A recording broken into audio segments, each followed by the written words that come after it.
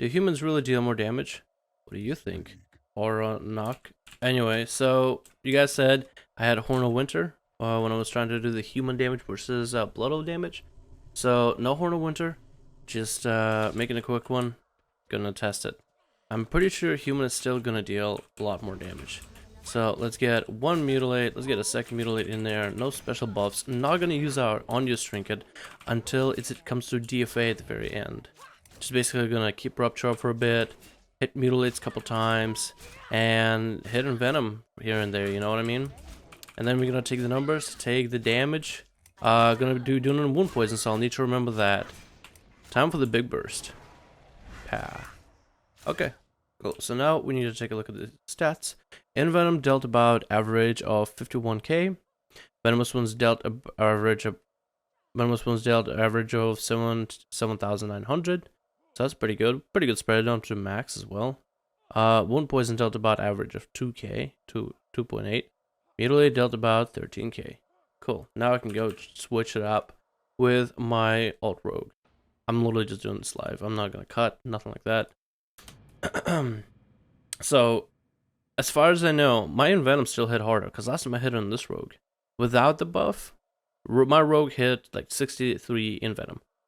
On my rogue with no buff, 51k. This rogue hits like 39 or something.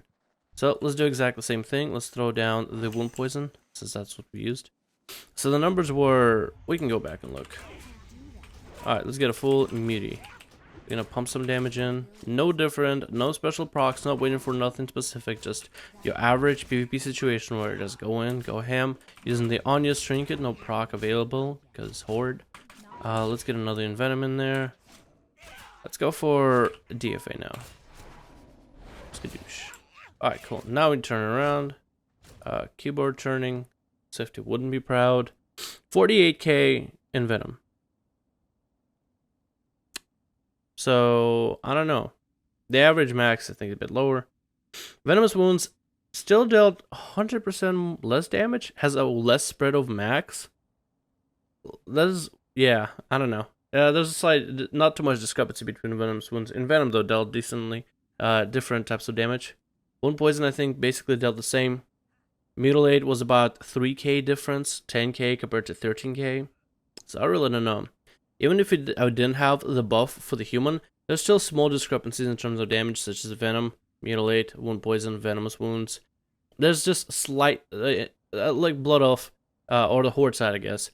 In venom, a little bit less damage. Mutilate, a little bit less damage. Wound poison and venomous wounds is a slight decrease, but in the long run, where those abilities, wound poison and venomous wounds, apply over time, they quickly stack up against one another. So as a human has only, like, let's say, 100 worth of damage more than they horde, those numbers stack up way too quickly. So that 100 becomes 200, becomes 300, becomes 400 spread, turns into 1,000 spread, turns into 2,000 spread fairly quickly. Especially when you spread venomous wounds and wound poison is just something you apply at all times.